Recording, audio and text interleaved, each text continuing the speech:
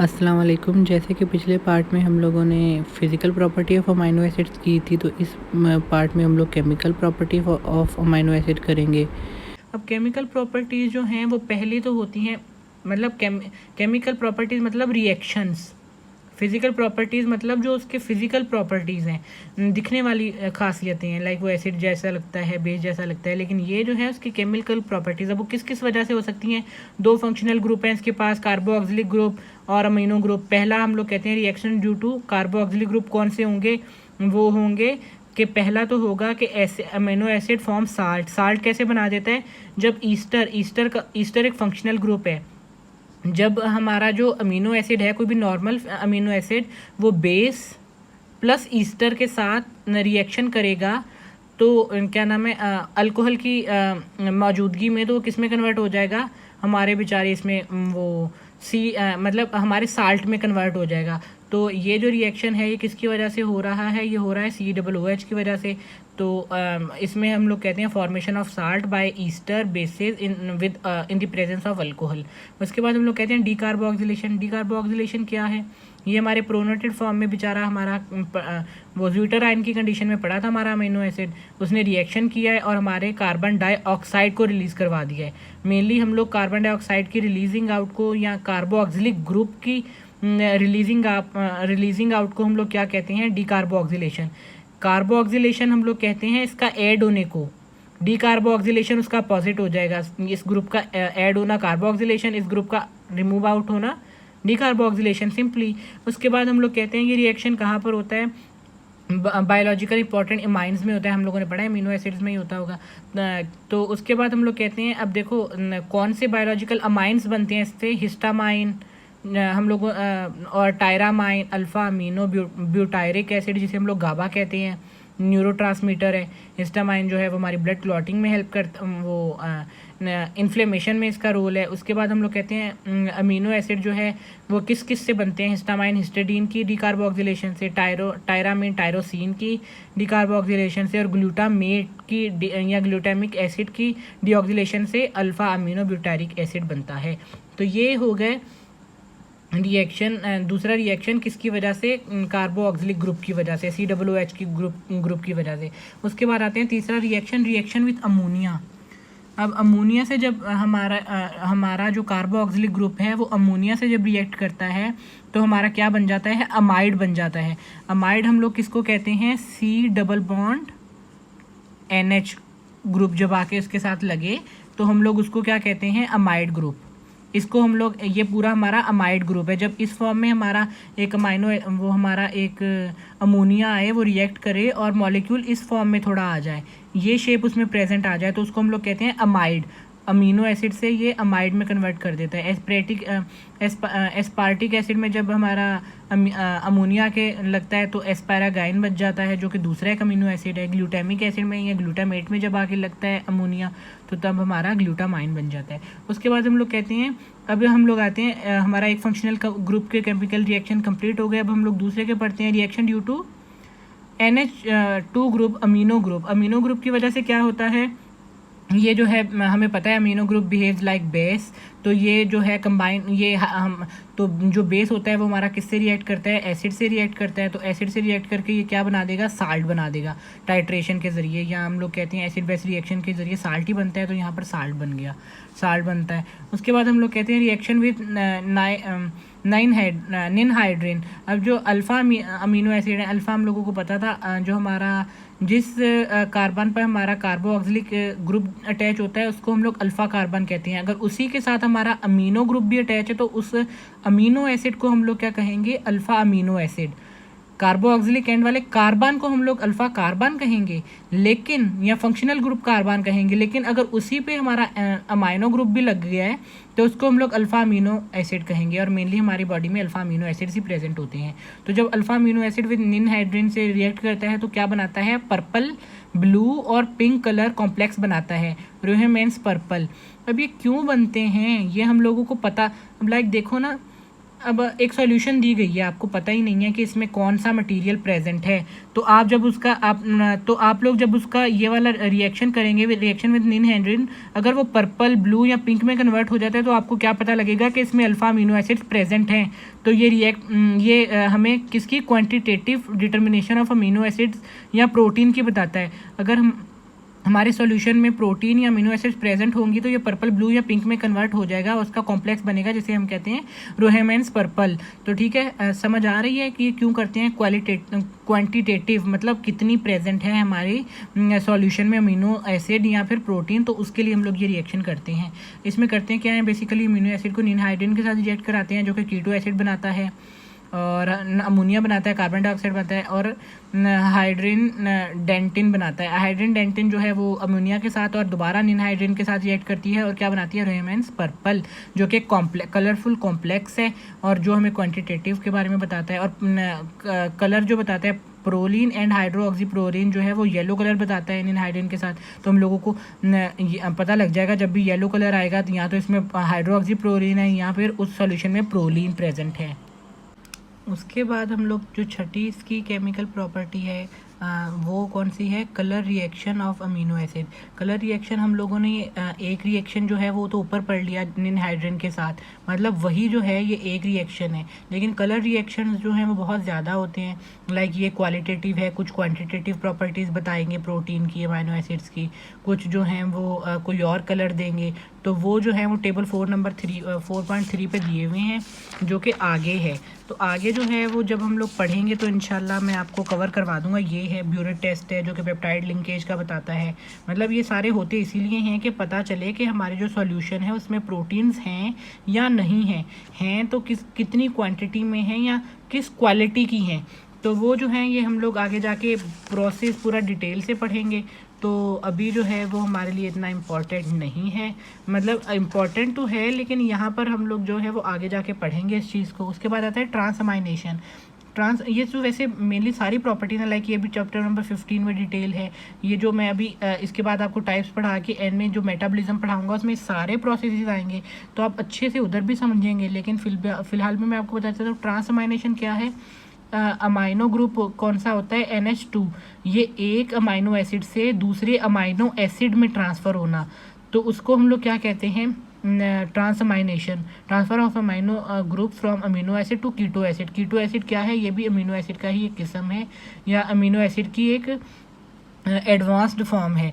तो उसके बाद हम लोग कहते हैं to form new amino acid. जब ये करते हैं तो एक न्यू अमाइनो एसिड बनता है, उसको हम लोग क्या कहते हैं, अमीनो एसिड। मेटाबॉलिज्म में पढ़ेंगे तो इसे हम लोग क्या कहते हैं, इस प्रोसेस को ट्रांसअमाइनेशन। उसके बाद आता है ऑक्सीडेटिव डीअमाइनेशन। ट्रांसअमाइनेशन वो अमीनो ग्रुप का ट्रांसफ़र। डीअमाइनेशन मतलब अमाइनो ग्रुप का वो कट होना या रिलीज होना by oxidation. The amino acid undergoing oxidative deamination to liberate free ammonia. Free ammonia को रिलीज, इसका जो हम लोगों ने पहला पढ़ा ना, लाइक एस्परगाइन, इसका जब अपोजिट कर देंगे तो हमारे पास एक एस्पर्टिक एसिड और साथ में क्या बनेगा, अमोनिया। इसका जो अपोजिट रिएक्शन होगा वो हमारा क्या होगा, ऑक्सीडेटिव डीअमाइनेशन। आई होप सो आप समझ गए होंगे। उसके बाद आते हैं नॉन स्ट्रैंडेड अमाइनो एसिड। अब हम लोगों ने पढ़े थे कि पीछे स्टैंडर्ड अमाइनो एसिड भी पढ़े हैं, तो बिसाइड 20 स्टैंडर्ड अमाइनो एसिड, जो हम लोगों ने स्टैंडर्ड अमाइनो एसिड्स पढ़े हैं, जो तो उनके अलावा हम लोगों ने पढ़े थे ना 300 टाइप्स हैं। बाकी जो अमीनो एसिड है वो नॉन स्टैंडर्ड अमीनो एसिड्स में आते हैं। वो कौन से अमीनो एसिड्स हैं, वो हैं जो they are several amino acid, like वो बायोलॉजिकल इंपॉर्टेंट भी हैं, लेकिन उनमें कौन से आते हैं, amino acid derivatives found in protein. Amino acid के जो डेरिवेटिव्स बन जाते हैं ट्रांस मॉडिफिकेशन के बाद, वो आ जाते हैं अमीनो एसिड डेरिवेटिव में नॉन प्रोटीन अमीनो एसिड। बाकी जो है मैंने बताया था प्रोटीन के हिस्सा नहीं होते अमीनो एसिड्स, उसको हम लोग नॉन प्रोटीन अमीनो एसिड कहते हैं। डी अमीनो एसिड्स जो हैं वो भी एक किस्म है, वो उसका हम लोग फंक्शंस पढ़ते हैं और आगे पढ़ते हैं। ये जो अमीनो एसिड डेरिवेटिव्स है ना, मैंने आपको पीछे मतलब जो हमारे 20 अमीनो एसिड है, इसकी कभी हाइड्रोक्सिलेशन हो जाए या इसकी डीकार्बोक्सिलेशन हो जाए या कोई प्रोसेस हो जाए, उसी अमीनो एसिड के जो डेरिवेटिव्स बन जाते हैं ना, उसको हम लोग कह देते हैं अमीनो एसिड डेरिवेटिव। ये पूरी प्रोटीन बनने के बाद सिस्टम होता है। आपको याद हो तो मैंने पिछले लेक्चर में बताया था कि जो हमारी 21 और 22 हमारे पास अमीनो एसिड हैं वो डायरेक्टली इनकॉर्पोरेट होते हैं ना हमारे उसके अंदर ट्रांसलेशन प्रोसेस के अंदर, लेकिन ये जो अमीनो एसिड डेरिवेटिव्स हैं ये प्रोटीन बनने के बाद जो है मॉडिफिकेशन होगी अमीनो एसिड्स में, तो और वो इसमें कन्वर्ट हो जाएंगे। तो उसके अभी मैं आपको पढ़ाता हूँ। सबसे पहले है भी हमारे पास अमीनो एसिड डेरिवेटिव्स, ये ऊपर इनकी चार्ट दी हुई है बहुत अच्छी, वो मैं आपको एक पढ़ा के फिर समझाता हूँ। उसके बाद दी हुई है ए कौन से थे, amino acid derivative in protein. अब ये जो हैं ये स्टैंडर्ड अमीनो एसिड्स ही हैं, लेकिन ये बाद में क्या करते हैं कि पोस्ट ट्रांसलेशनल मतलब ट्रांसलेशन के बाद मॉडिफिकेशन में आते हैं, तो उसको हम लोग क्या कहते हैं कि ये मॉडिफिकेशन हो जाती है। जैसे कोलेजन, हम लोग ये चैप्टर कोलेजन और ये जो चीज़ें हैं ये कोलेजन प्रोटीन, ये तो बहुत ज़्यादा डिटेल में पढ़ेंगे। इसका पूरा एक चैप्टर है, अगला जो चैप्टर मैं पढ़ाऊँगा इंशाल्लाह प्रोटीन के बाद वाला उसमें है। तो collagen is most important protein of mammals, contain 4 hydroxy. हम लोगों ने प्रोलीन पढ़ा था, लाइसिन पढ़ा था, लेकिन उनके साथ हाइड्रोक्सी जुड़ गया, हाइड्रोक्सिल ग्रुप आके जुड़ा है, तो हम लोग क्या कहेंगे 4 हाइड्रोक्सी प्रोलीन या 5 हाइड्रोक्सी लाइसिन। ये बाद में हुआ है, किसके बाद में हुआ है, प्रोटीन बनने के बाद में पोस्ट ट्रांसलेशनल मॉडिफिकेशंस हुई हैं, तो तब ये इसमें कन्वर्ट हो गया। हिस्टोन प्रोटीन का एग्जांपल दिया हुआ है कि वो मिथाइलेटेड हो जाती हैं, फॉस्फोरिलेटेड होती हैं या असाइलेटेड हो जाती हैं। उसके बाद जो है गामा कार्बो ऑक्सी ग्लूटामिक एसिड का उन्होंने एग्जांपल दिया हुआ है, जो कि ब्लड क्लॉटिंग में, प्लाज्मा प्रोटीन में हेल्प करता है, लेकिन ब्लड क्लॉटिंग में हेल्प करता है, जो कि प्लाज्मा प्रोटीन भी है। उसके बाद आता है peptidyl amino acid and post translational modification होता क्या है असल में। तो ना अब ये क्या है कि मॉडिफिकेशन जो पॉलीपेप्टाइड्स बनने के बाद में होती हैं, ड्यूरिंग और after the protein biosynthesis are refer to as post translational modification. एक तो अमीनो एसिड जैसे हम लोगों ने पढ़ा था वो पहले ही मॉडिफाई हो जाते हैं प्रोटीन सिंथेसिस के में जाने से पहले, जैसे कि सिलिनोसिस्टीन था, दूसरा हम लोगों ने पढ़ा 22, लेकिन उसमें ऐसे नहीं था। लेकिन इसमें जो है ना प्रोटीन बनने के बीच में हाइड्रोक्सिल आके जुड़ गया, या असाइलेटेड हो गए, फॉस्फोरिलेटेड हो गए, मिथाइलेटेड हो गए, बीच में होंगे या बाद में हो, तो उसको हम लोग पोस्ट ट्रांसलेशनल मॉडिफिकेशंस कहते हैं। इसमें क्या होता है, प्रोलीन पेप्टाइडल लाइसिन के साथ होता है या ग्लूटामेट के साथ कुछ भी कन्वर्ट हो जाता है, हाइड्रोक्सी प्रोलीन, हाइड्रोक्सी लाइसिन या गामा कार्बोक्सी ग्लूटामेट, जैसे हम लोग पीछे पढ़ा चुके हैं, ये एग्जाम्पल्स हैं इसकी। उसके बाद आते हैं नंबर बी, जो है वो कौन सा है, नॉन प्रोटीन अमीनो एसिड, जो प्रोटीन में नहीं पाए जाते। अब वो कौन से थे, पहले हम लोगों ने अमीनो एसिड डेरिवेटिव्स पढ़ लिए जो कि पोस्ट ट्रांजिशनल के थ्रू आते हैं। दूसरे हैं नॉन प्रोटीन अमीनो एसिड जो प्रोटीन्स में पाए नहीं जाते और वो वैसे डिफरेंट फंक्शंस करते हैं। वो कौन से हैं, वो जो है ना वो हैं इधर अल्फ़ा और नॉन अल्फ़ा अमीनो एसिड। काफ़ी उनमें से अल्फ़ा भी होते हैं और कुछ उनमें से अल्फ़ा नहीं होते। वो अमीनो एसिड जो जुड़े हुए नहीं होते, हमारे प्रोटीन में नहीं पाए जाते, लेकिन वैसे जो है ना ये हमारी बॉडीज़ में बहुत ज़्यादा फंक्शन करते हैं। उसका ऊपर चार्ट दिया हुआ है, मैं आपको बताता हूँ, ये पढ़ा लूँ मैं आपको पहले। उसके बाद आता है डी अमाइनो एसिड। अब डी अमाइनो एसिड क्या है, हम लोगों ने पढ़ा था एक एल टाइप होता है, एक डी टाइप होता है। डी टाइप जो है एनिमल और प्लांट में मिलता है। डी टाइप जो है मैंने आपको पीछे बताया है कि वो हमारी एंटीबायोटिक्स में या एंटीबायोटिक्स में ज़्यादा बनता है, लाइक एक्टिनोमाइसिन डी या वेलिनोमाइसिन जो है, ये जो हैं ये कुछ, या ग्रेमिसिडिन एस जो है, ये सारी जो हमारी एंटीबायोटिक्स हैं ये किससे बनती हैं, ये हमारी बनती हैं D type of amino acid, like D glutamic acid and D alanine जो हैं वो किस में पाए जाते हैं, बैक्टीरियल सेल वॉल। ये इसीलिए पॉइंट मैंने थोड़ी नोट कर ली थी। उसके बाद आते हैं amino acid as a drug. अब जो नहीं, पहले हम लोग चले इसके बारे में बात कर लेते हैं।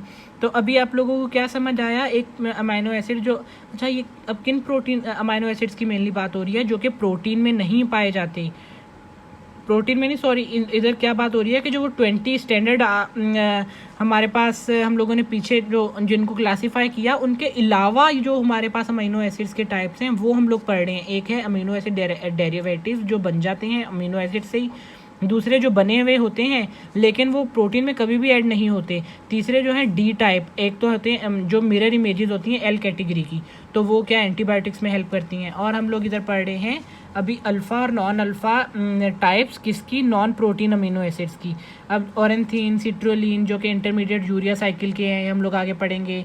थायरॉक्सिन जो हमारा हार्मोन है, और ट्राईओडोथायरॉक्सिन ये भी हमारा वो थायराइड हार्मोन है, जो कि थायराइड ग्लैंड से जो हमारे गले में प्रेजेंट होता है, उसमें से बेस ऑफ द नेक में प्रेजेंट होता है, वहाँ से रिलीज़ होता है। उसके बाद एडिनोसाइल मिथ्योनाइन जो कि मिथाइल डोनर है बायोलॉजिकल सिस्टम में। तो ये जो इनके हैं डिफरेंट फंक्शंस हैं, आपको मेनली ये याद करने की ज़रूरत नहीं है, बस आपको ये थोड़े थोड़े नाम याद होने चाहिए कि जी ये जो हैं ये अमाइनो एसिड्स हैं, लेकिन कौन से अमीनो एसिड्स हैं जो कि हमारे उसमें नहीं आते, जो कि हमारे स्टैंडर्ड अमीनो एसिड्स में नहीं आते, ये वो उनके टाइप्स हैं। इतना आपको पता होना चाहिए, कुछ थोड़ा आपके इनकी नॉलेज के थोड़ी इनके बारे में नॉलेज हो, बाकी जो है वो बियॉन्ड आवर लिमिट है। उसके बाद हम लोग आते हैं amino acids useful as drugs. अब सर्टेन नॉन स्टैंडर्ड हम लोगों ने पढ़ा है, ये भी नॉट स्टैंडर्ड अमीनो एसिड्स हैं जो कि यूजफुल इन ड्रग्स होते हैं। वो कौन से हैं? डी पेंसिलामाइन जो कि है मेटाबोलाइट है पेंसिलिन की। तो ये किस में एम्प्लॉयड होती है? हमारी एक डिजीज़ है थेरेपी ऑफ विल्सन डिजीज़ है, उसकी थेरेपी में हेल्प करवाती है। तो हम लोगों ने अच्छा, फिर ये डी पेंसिलामाइन जो है ये डी मिथाइल ग्लाइसिन से बनी हुई होती है, जिसको दूसरा नाम हम डी पेंसिलामाइन ड्रग का नाम देते हैं। उसके बाद हम लोग कहते हैं ये बहुत ज़्यादा वो इफ़ेक्टिवली हेल्प करती है किसकी, इफ़ेक्टिवली चीलेट कॉपर की क्या नाम है प्रेजेंस में काम करती है। इसके बाद आती है एन एसिटाइल सिस्टीन किस में हेल्प करती है? सिस्टिक फाइब्रोसिस एक प्रोटीन की डिजीज़ है, उसमें ये हेल्प करती है। ये भी हम लोग इंशाल्लाह आगे प्रोटीन की जब पढ़ेंगे तो उसमें इसकी क्लिनिकल में मैं आपको पढ़ाऊंगा सिस्टिक फाइब्रोसिस। उसके बाद and chronic renal insufficiency. Renal system क्या है वो आप सबको पता है कि हमारा एक्सीडेटरी सिस्टम को हम लोग रीनाल सिस्टम कहते हैं, उनकी इनसफिशेंसी में भी ये होता है, एंटीऑक्सीडेंट है। उसके बाद गाबा पेंटिन ये जो है एंटी कन्वुलेसेंट है। तो ये आप ना सिर्फ एक दो इनमें से याद हो और पता हो कि ये जो हमारे नॉन स्टैंडर्ड है वो हमारे ड्रग्स बनाने में भी काम आते हैं। उसके बाद आता है पोटेंशियली टॉक्सिक अमीनो एसिड। कुछ जो होते हैं वो टॉक्सिक होते हैं जो कि प्लांट में पाए जाते हैं और ह्यूमन हेल्थ पे बहुत ज़्यादा बुरे असर दिखाते हैं। उनमें कौन से हैं? होमोआर्गेनिन, एल होमोआर्गेनिन, बीटा एन ऑक्सैलाइल डाइअमाइनो प्रोपायोनिक एसिड जिसे हम ओडैप कहते हैं। उसके बाद लैरिदस केसरी दल सीड्स जिसको हम लैरिदिज्म कहते हैं। ये जो है irreversible disease where in individual loss limb control. तो ये इतना मतलब ख़तरनाक भी हो सकता है कि जो हमारे इंडिविजुअल्स हैं वो अपने लिम्ब्स पर कंट्रोल ही खो सकते हैं। अब लैरिदिज्म जो है ये किस में होता है, ये आगे हम लोग अब जैसे जैसे बायोकेमिस्ट्री अभी आप लोगों को मुश्किल लग रहा होगा, लेकिन आप जैसे जैसे फर्स्ट मॉड कंप्लीट करेंगे ना, ये जब आपके भी लैरिदिज्म जो है वो जब आपके सिलेबस में आप पढ़ेंगे कि ये इनहेबिट किसको करता है या आगे जाके अमीनो एसिड की मेटाबॉलिज्म को करता है, या लैदिरस एक प्लांट है, केसरी सीड जो उसके हैं ना, सीड्स उसके जो हैं वो करवाते हैं ये टॉक्सिसिटी। उसके बाद हम लोग कहते हैं यहाँ पर भी वही बताया हुआ है, लैदिरस आल्सो कंटेन डायअमीनोब्यूटारिक एसिड जो एनालॉग तो अरेंथाइन है, और ये disturb the urea cycle, ammonia toxicity, ये देखें यहाँ पर भी ये है। उसके बाद मतलब पार्किन डेमेंशिया करवा देता है ये जो हमारा L beta methyl amino alanine है, जो कि साइकेड एक प्लांट है जो हम लोगों ने जामिनोस्पर्म में पढ़ा होगा, वो करवाता है, जो कि न्यूरोटॉक्सिक है मेनली, क्योंकि पार्किंसन डिमेंशिया होता ही हमारे न्यूरॉन्स में है, तो इसीलिए न्यूरोटॉक्सिक हुआ।